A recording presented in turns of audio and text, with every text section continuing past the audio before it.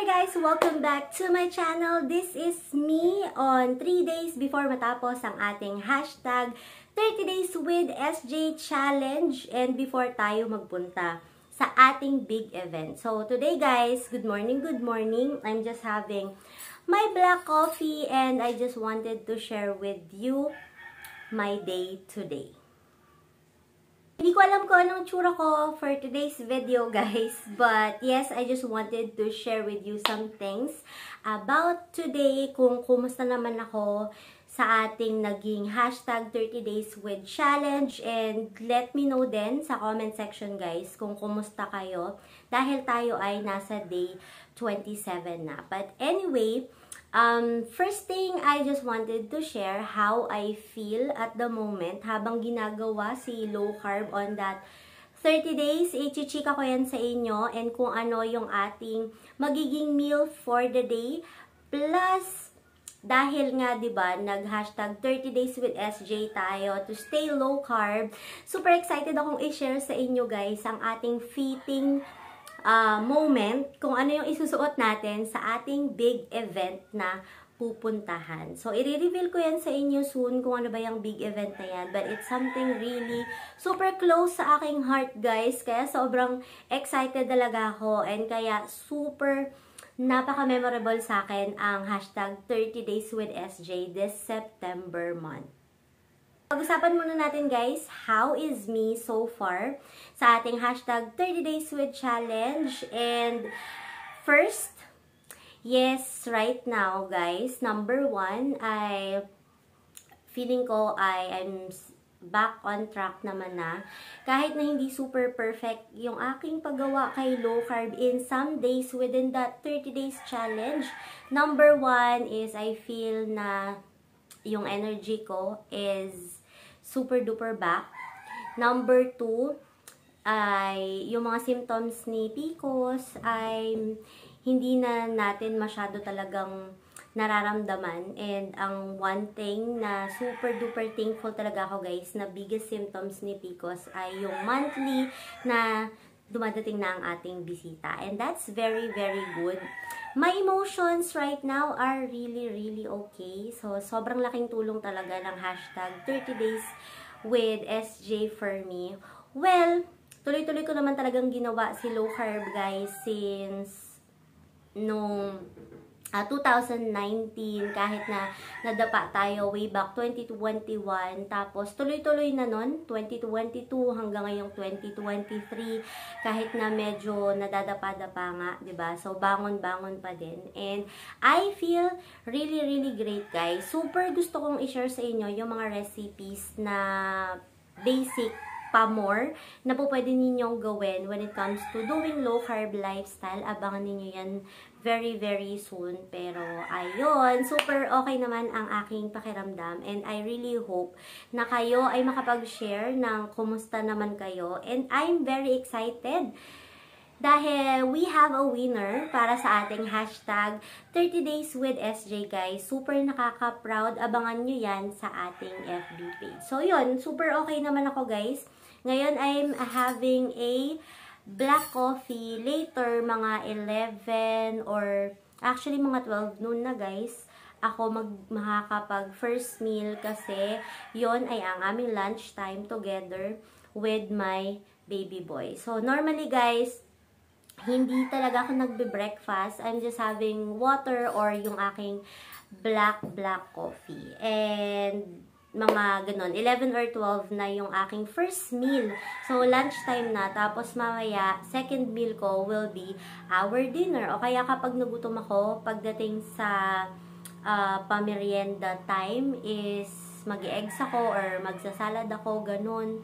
Yung mga low carb snacks lang yung gagawin ko. Pero normally, 2 meals a day lang ako guys. Pagdating sa lunch time and sa dinner lang, ganon. Ganon lang talaga ako mag-meal. So, feeling ko super fast forward ako guys kasi sobrang excited na ako to fit with you ng aking mga damit. But so far, yes, yun ang aking pakiramdam sa ating hashtag 30 Days with Challenge and with SJ Challenge.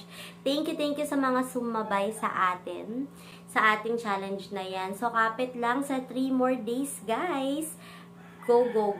Okay, so balikan ko kayo, guys. I'm going to prepare para sa ating fitting day today para ma-check ninyo at ma-share ko sa inyo kung ano ang mga possible na susuotin natin on that big event. Hey guys, so dapat mag-fit na tayo pero walking muna tayo today kasi meron tayong urgent na delivery. Tapos yes, saktong-sakto yung delivery guys kasi napakompute ako ng mga bills and grabe talaga guys. So thank you so much sa lahat ng mga support. Pero ayan, walking muna tayo, balikan ko kayo later. Back home today guys, and magluluto muna tayo ng lunch. And gamit ko ang aking coconut oil, nilagay ko yung bawang, and nilagay ko na yung ating sibuyas, and kinigisa ko na siya for today. So, today ay vegetable day with me kasi may nabili kaming murang talong na sa palengke. So, ito ay iluluto ko na and something na i-share din natin sa ating family member ngayong lunchtime. So, nilagay ko na yung ating hiniwa ng ganyang kaliliit na talong or ang ating eggplant. Yes, low carb si eggplant guys. So, pwedeng nyo siyang gamitin or gawin sa inyong mga recipes or as inyong meal pagdating kay low carb. So, ayan. Dinagdagan ko na kasi hindi ko masyadong binigla kanina dahil yung pan ko ay mukhang hindi kasya noong una yung ating talong. So, nilagay ko na ang ating 1 cup of water. And, buti na lang may natira pa akong cocoa aminos. Alternative para sa ating toyo, guys. Cocoa aminos na lang ang ating gamitin. Pwede kahit anong brand, basta make sure na talagang legit na cocoa aminos ang gagamitin natin. And, dahil wala na tayong meat sa ref, guys, buti na lang may natira tayong chicharon na ito. So, kaysa naman masayang, okay, gamitin na natin para sa ating meal for today. Luto na siya after kong pakuluin and this is my plate for today. Meron akong 3 sunny side up eggs and ayan ang aking gulay sa side. So, tara, eat when you're hungry and stop when you're full lang. And meron pa ako dito sa side na pwedeng i-share sa ating family member na at least 2. So, let's go and tara, mag-first meal na tayo. Alright guys, hello! Today is our fitting day para sa ating susuotin sa ating special event na pupuntahan. And I'm very excited today na i-share sa inyo kung ano yung mga pinagpipilian kong damit na yes, super simple lang naman. Pero just in case merong interested, diba? But yes, I'm just going to share with you ano ba yung mga pinagpipilian kong damit. So, let's go na sa ating fitting day.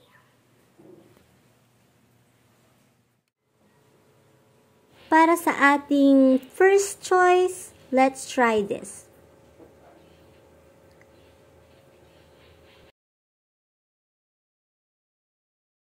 For our first na choice guys, ay sobrang excited akong isuot ulit itong aking small size na dress na ito na I really love. So, tuwan-tuwa ako kasi nung nagkasya sa akin to, I was starting my low carb journey. Tapos, biglang finit ko siya and nung una kasing dumating to ay hindi talaga magkasya sa akin. Tapos, nung nag-start ako ng low carb journey and finit ko siya, grabing ganda ng fit sa akin since before. Tapos, today, ayan, sobrang excited ako na magkasya to sa akin and still, kasya pa rin naman siya. But our theme for our event will be Pilipiniana. So, parang hindi naman pasok kung ganito yung pagka-Pilipiniana ko. So, let's try this. Try natin tong aking pretty white top na nabili guys na less than 100 pesos lang. And sobrang pretty niya kasi tingnan niyo yung arms niya dito. May pa-puff siya dyan. Medyo maluwag lang sa aking arms pero pwede ko namang gawan ng paraan. So yan, yung aking left and right arm. And pwede ko siyang suotin ng ganito ka straight with my pretty dress na ganyan. Or, pwede naman nating i-try na itali para magkaroon ng shape yung ating katawan. So, ayan. At, sinukat na natin habang siya ay nakatali. And, ano sa tingin nyo? Nakabukas siya this time. So, try naman natin na i-close yung kanyang mga buttons. And see kung medyo mas magiging formal ba siya. So, try natin siya ngayon and tingnan natin yung magiging tsura. Ayan. Nasara na natin yung mga buttons, guys. And, ewan, parang super cute naman with my cute sandals na din. And, matchy-matchy with my bag. Para naman sa second option guys, meron akong black na pants na slacks na ganito and naka-tuck out lang tayo sa same na white top na to. Ano ba yung bagay? So, try naman nating makapag-tuck in moment ng ganyan. And mukhang okay din naman siya. And I'm still using my pretty sandals na ito. Super cutie-cutie din. Kasama ng aking pretty bag na to. And, ewan, puro talaga parang ang ganda nila. That is about our fitting day today, guys. And, honestly, ngayon, super nalilito pa rin ako kung ano yung susuotin ko. Kung magiging team dress ba tayo or magiging team pants or slacks ba tayo. But, love na love ko talaga yung top na white ko. Diba? Ang cute naman eh. Pwede na.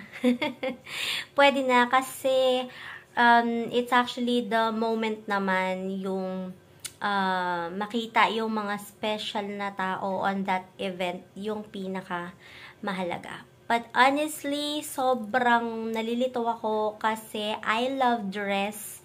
Pero parang maganda din yung pagka-formal if you're wearing the pants. So, tingnan na lang natin. Tingnan na lang natin on the day kasi isi-share ko naman sa inyo yan.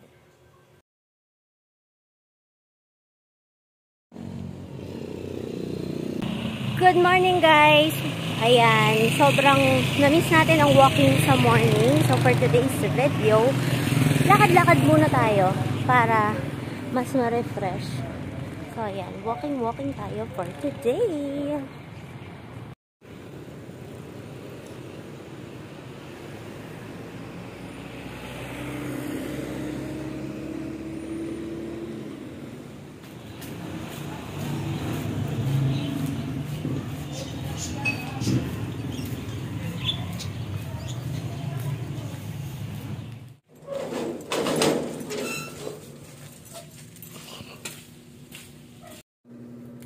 Finally home na guys.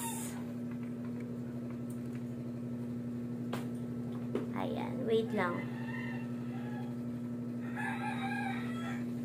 So literal na uuwi lang natin from Nanay Mo Dahatid and from walk this morning guys. So wait.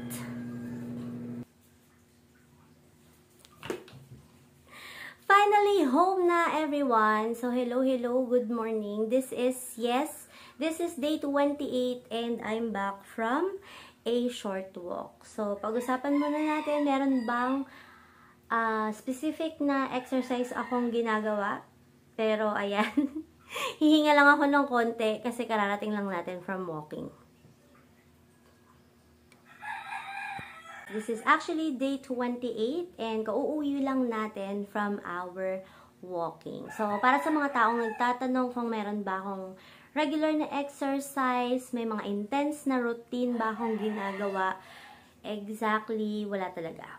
So, honestly, wala talaga. And, madalas lang na nagagawa ko ay ang mag-walk kapag naghahatid. Ina-enjoy ko yung morning walk especially kasi nakaka-refresh siya, especially kapag ngayong morning. So, I'm back today. And, syempre, kanina nakapagtimpla na ako ng ating black coffee. So, ayan. So, black coffee lang tayo in the morning. Again, kasi madalas hindi naman talaga ako nagugutom from my last meal. So, my last meal, guys, mga around 7 or 8 yan. So, madalas 7 PM talaga ng gabi ang aming last meal. And hanggang doon, yun, hindi na ako nagugutom. Kaya, ang aking first meal madalas ay nasa 11 and nasa 12 noon na. And same today, guys. Wala akong specific na meal ngayong day 28 kasi naubos na yung stock sa aming ref. Pero later, hindi kasi nawawala yung eggs everyday for me. Yan yung pinakamura na nakukuha kong meal everyday na pwede kong gawin, especially as a source of our protein. And later, iniisip ko kung bibili kami ng eggs, tapos yung gulay sa labas, or kung merong ulam na meat sa labas, dun sa favorite naming karinderya. But, yeah, so, sobrang nag-enjoy ako this morning from walking from school. So, ayun. So, pagdating ko, na-enjoy ko lang yung black coffee ko. And then, konting task sa aking mga online work. Tapos, konting gawaing bahay. And then, later, babalik tayo sa school. So, yun lang guys. Kapag gumagawa kayo kay low carb or ginagawa niyo yung lifestyle ni low carb, hindi naman kailangan na meron kayong mga intense na exercise. Yung simpleng walking lang, simpleng pag-move ninyo sa bahay ay sobrang laking tulong na nun para at least mas maka-burn pa ng mga kailangan nating i-burn sa ating katawan. Siyempre, yung mga stored fats natin dyan. And, siyempre, mas mapapabilis yung ating goal, especially kung health goals talaga yung gusto mong makuha. Kaya mo ginagawa si low carb lifestyle na ito. Kung may nagtatanong at this stage about sa fasting, so ang fasting po ay hindi ginagawa automatic. Ang fasting ay magiging automatic kapag ikaw ay nasanay na sa paggawa kay low carb way of eating. So, practicein muna natin yung pagkain ng basic ni low carb, guys, and for sure, kayang-kaya nyo yan. It's almost 8 AM na, guys, and busy pa rin ako sa pagpapack ng ating SJ Beauty Collections na ito. Ayan. So, meron tayong pick up today para sa ating Shopee pick up, and then meron din tayong other deliveries. So, medyo busy tayo this day din. Pero, dyan lang kayo. Tatapusin ko lang to.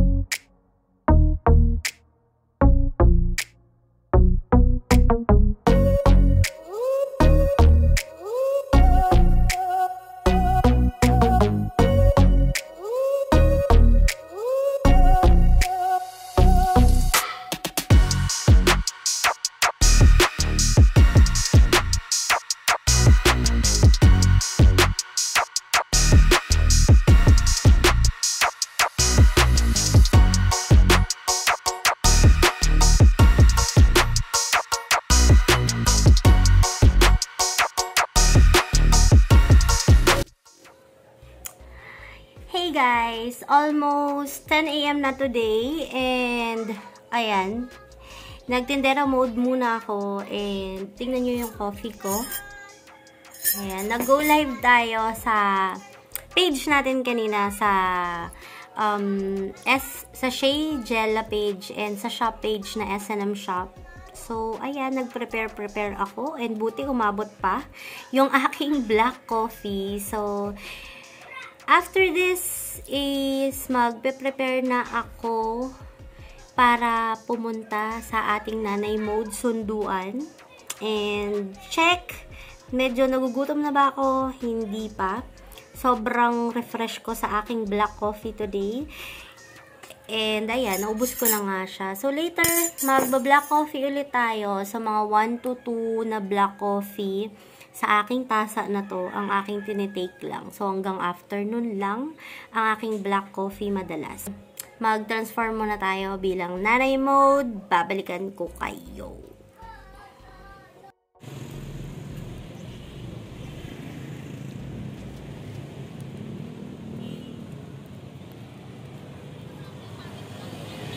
Day 28, meal of the day, guys. Yes, nakabalik na tayo sa labas and first meal natin today ay ang meal galing sa ating favorite na karinderya. So, ayan, share ko sa inyo today, guys. Ayan, oh.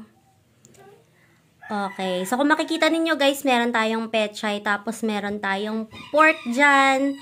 O, diba? So, ito ay ang ating nilaga meal for today's video. So, dadagdagan natin yan ng eggs, guys, para syempre may protein source tayo at plus mas makakabusog pa sa atin. Pero yan ang ating first meal of the day and sobrang sarap humigop ng sabaw today. Kaya tamang-tama itong meal na ito for me. So mga 2 or 3 eggs ay normally sinasama ko na dito. So yes, this is our first meal of the day. Enjoy na tayo, guys. So, kailangan ko na mag-meal kasi later ay jump na ulit ako sa ating live sa aking shop live, guys. So, that's my meal of the day. Balikan ko kayo later. Para sa ating next meal, guys, sobrang excited ako kasi hindi ko talaga madalas na ginagawa ang torta ng talong. And hindi rin ako masyadong nag-e-enjoy sa paggawa ng tortang talong. Pero favorite ko siyang kainin. Pero ayan, dahil today ay yes, ako ang kailangan na magluto. So ito na, gagawin na natin ang ating tortang talong for today's video. And makikita nyo nung sinalang ko siya kanina, after ng few minutes ay ganito na ang kanyang magiging itsura kapag siya ay bonggang naluto na sa apoy. After nyan, syempre, kailangan natin ng eggs and ibababad natin doon or ilulubog natin yung mga eggplant. So, nasa mga 6 pieces itong isang tali ng talong na nabili natin. And ganyan karami ang ating naluto. Prinito natin siya from the coconut oil. Perfect na pang share ng meal din, perfect with your eggs or with your other meats.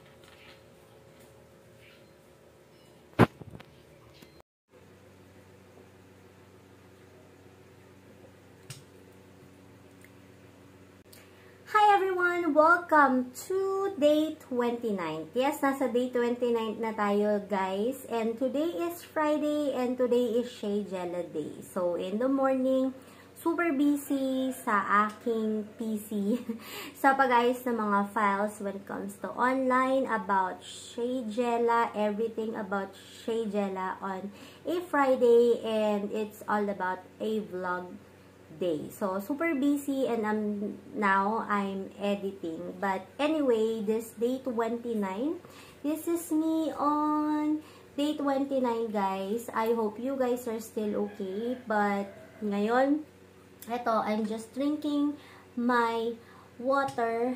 And kanina nakapag-coffee naman ako ng isang coffee. Pero napaka-importante na umiinom pa rin tayo ng water, lalo na yung electrolytes natin. Kapag wala tayong mga ibang gamit sa electrolytes na pwedeng ihalo, basic, is nag-add lang ako ng salt sa aking water.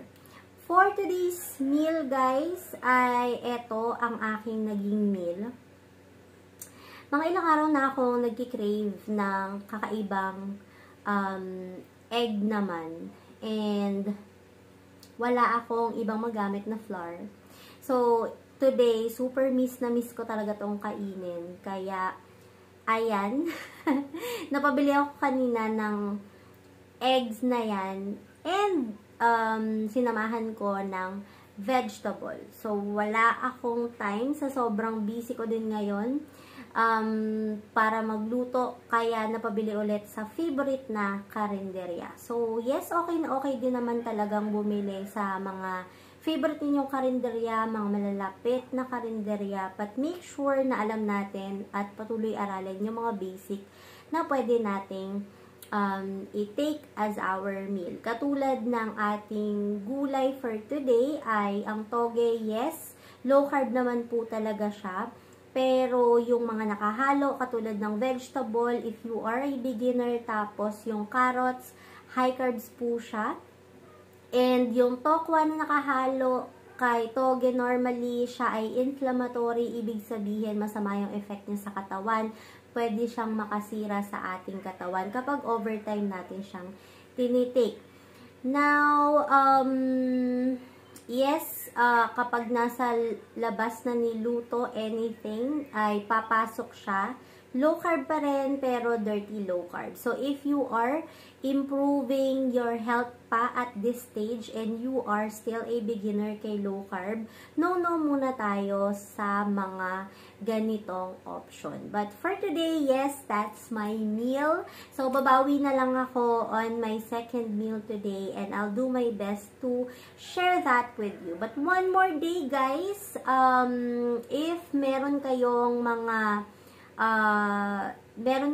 mga moment na ganito na nadadapa kayo kasi for some reasons na talagang hindi naman natin magagawa ng paraan or wala talagang options, then make sure na bumangon na lang tayo agad-agad on our next meal. Okay? So, hindi naman natin kailangan mag-emote.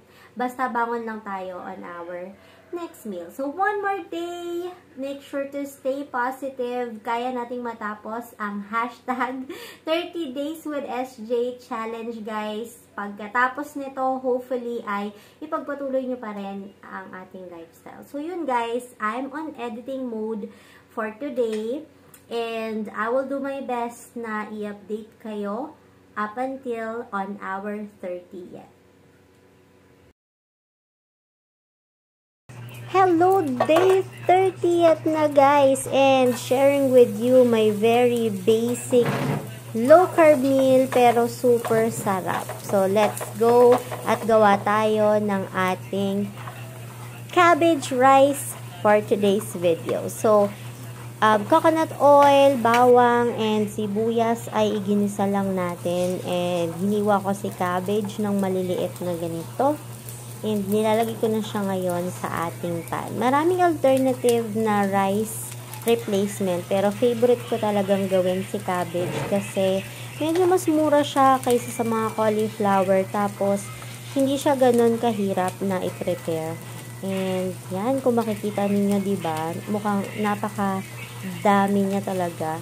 And sobrang sarap kainin nitong si cabbage kasi parang feel mo rin talaga na nagra-rice ka.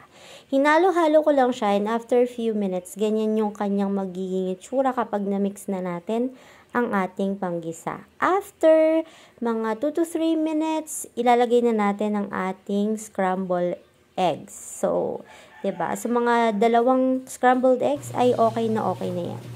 Hahaluin lang natin siya, pero pwede na nating patayin or pwede na nating hinaan yung apoy para hindi naman mabigla ang pagkakaluto ng ating egg. So, kung makikita nyo, ready na siya, and ito na ang ating rice alternative for our finale ng 30th.